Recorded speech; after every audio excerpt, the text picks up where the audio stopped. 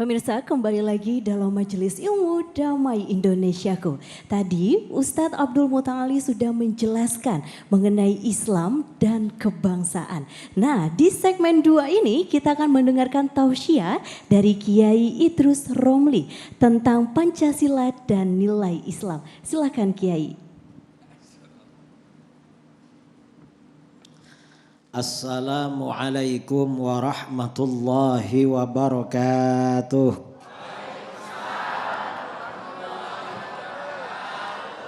Bismillahirrahmanirrahim. Alhamdulillahi rabbil alamin. Lahul hamdu wa lahun ni'matu wa lahul fadlu wa lahul thana'ul hasan. Allahumma salli ala sayyidina Muhammadin al-fatih lima ughliq wal khatim lima sabaq nasiril haqqi bil haqq wal hadi ila siratikal mustaqim wa ala alihi wa sahbihi haqqa qadrihi wa miqdarihi al-azim. Amma ba'du. Yang saya muliakan dan saya hormati sahabat saya Al-Ustadz Abdul Muta'ali, juga guru kita semua Al-Mukarram Kiai Haji Sumarno Syafi'i, mudah-mudahan beliau panjang umur. Amin Allahumma amin. Para jamaah Masjid Raya Cinere yang hadir dalam acara Damai Indonesiaku yang saya cintai dan saya banggakan. Para pemirsa, kaum muslimin dan muslimat yang lagi mengikuti acara Damai Indonesiaku TV One dimanapun saudara berada yang juga saya cintai. Tadi saudara kita Ustadz Abdul Muta'ali menjelaskan tentang pentingnya nilai kebangsaan. Karena memang terbentuknya Pancasila ini ada hubungannya ya. Momen hari ini 1 Oktober adalah hari kesaktian Pancasila. Nah, apa sebenarnya relevansi atau hubungan penting antara Islam dengan Pancasila? Kita semuanya tahu bahwa para ulama, para tokoh Islam ini banyak yang terlibat dalam pendirian Negara Kesatuan Republik Indonesia dengan dasar Pancasila dan Bhinneka Tunggal Ika. Bangsa Indonesia ini terdiri dari berbagai suku bangsa. Ini bangsa Indonesia.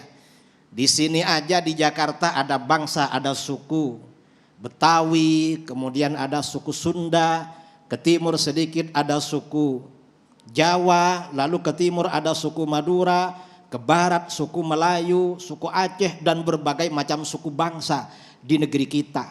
Bangsa kita ini memang kaya dengan suku bangsa. Kemudian bangsa kita ini memang terdiri dari beberapa agama. Bangsa kita ini agamanya bermacam-macam. Kalau dulu yang diakui ada 5 agama. Kalau sekarang ada berapa? Ada 6 ya, ada 6 agama. Dan ini ketika para tokoh bangsa mendirikan Negara Kesatuan Republik Indonesia, ini harus ada satu formulasi, harus ada satu metode gimana menyatukan bangsa Indonesia yang plural ini. Akhirnya para tokoh pendiri bangsa kita membangun suatu konsep yang disebut dengan Pancasila. Dan sekarang ini adalah hari kesaktian Pancasila. Mengapa disebut hari kesaktian Pancasila? Karena ketika ada orang-orang yang berusaha merubah Pancasila lalu membuat peristiwa pemberontakan ya. Orang-orang yang mengajak bangsa kita untuk meninggalkan agama, yang percaya kepada Tuhan, akhirnya mereka ditumpas oleh Allah, dikalahkan. Tahun 1965. Akhirnya setelah itu ditetapkan 1 Oktober sebagai hari kesaktian Pancasila. Mengapa Pancasila ini gak bisa dirubah? Mengapa gak bisa dirubah? Karena sila-sila yang ada di dalam Pancasila itu sangat bernafaskan ajaran Islam. Sangat sesuai saudara dengan ajaran Islam. Itu Pancasila. Karenanya Pancasila ini sangat kuat untuk menghubungkan ya, mensinergikan berbagai bangsa yang berbeda-beda dengan suku yang berbeda-beda, bahasa yang berbeda-beda, tempat yang berbeda-beda, terdiri dari ribuan pulau, semuanya berada di bawah naungan Negara Kesatuan Republik Indonesia.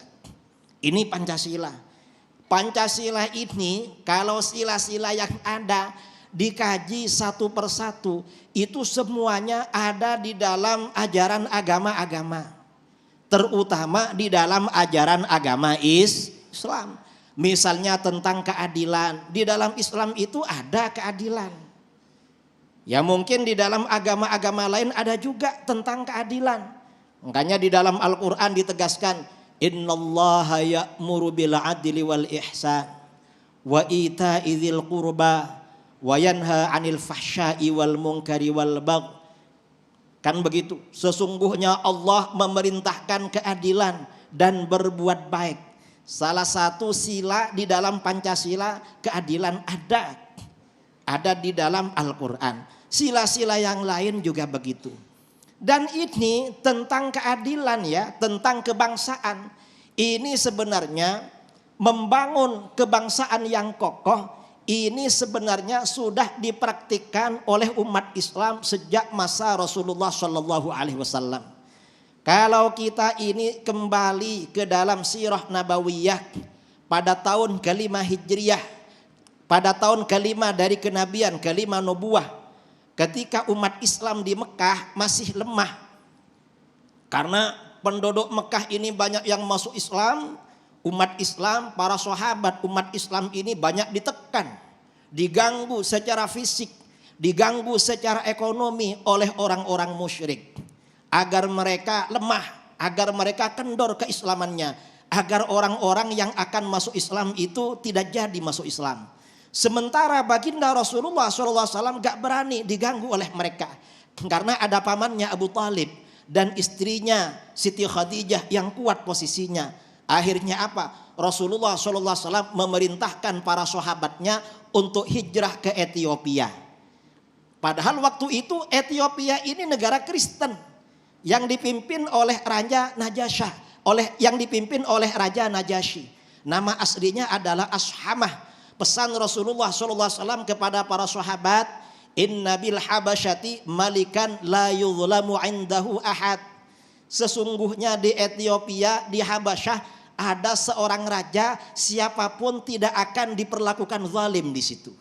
Karena dia seorang raja yang adil. Nah, ini artinya apa? Keadilan itu merupakan tonggak yang penting dalam kehidupan berbangsa dan bernegara. Karenanya kita berdoa, mudah-mudahan pemimpin kita mampu menegakkan keadilan, diberikan kekuatan oleh Allah menjalankan keadilan. Amin Allahumma amin. Sesampainya di Ethiopia, sesampainya di Habasyah, umat Islam yang asalnya cuma 12 orang, lalu yang lain ikut-ikutan hijrah, imigrasi ke Ethiopia, sampai jumlah mereka lebih dari 80 orang. Suatu ketika Raja Habasyah ini akan diberontak oleh anak pamannya, akan diturunkan. Ternyata bagaimana? Karena umat Islam ini memang kuat kebangsaannya, nasionalismenya juga kuat pada waktu itu. Umat Islam yang hijrah ke Habasyah ini memberikan dukungan politik, memberikan dukungan moral kepada raja yang sah, yaitu Raja Habasyah. Dan akhirnya raja yang sah ini diberikan kemenangan oleh Allah Subhanahu wa taala, sehingga umat Islam posisinya semakin kuat. Karenanya kita umat Islam di Indonesia agar semakin kuat, nilai-nilai kebangsaan ini harus kita pegang teguh, yang berada di bawah naungan Pancasila, juga di bawah dasar Negara Kesatuan Republik Indonesia. Ya, mudah-mudahan bermanfaat. Wal afwu minkum. Assalamualaikum warahmatullahi wabarakatuh. Waalaikumsalam warahmatullahi wabarakatuh. Terima kasih ya Idrus Ramli. Masya Allah yang hadir siang hari ini adalah ini daging semuanya. Kita tidak sabar insya Allah akan menyimak paparan dari Kiai Haji Sumarno Syafi'i. Masya Allah pemirsa, beruntung kita tinggal di negara Indonesia yang berdasarkan Pancasila. Yang ternyata di dalam Pancasila menyatukan ras, suku, agama dan Islam sendiri sangat erat kaitannya dengan nilai-nilai Pancasila itu. Sehingga tumbuhlah hubbul watan atau cinta negara. Nah, bagaimanakah hubbul watan itu bagian dari iman atau hubbul watan minal iman, insya Allah di segmen ketiga nanti akan disampaikan oleh Ki Haji Sumarno Syafi'i. Sesaat lagi tetaplah di Damai Indonesiaku yang dipersembahkan oleh Sarung Wadimor, tentu sarung kita.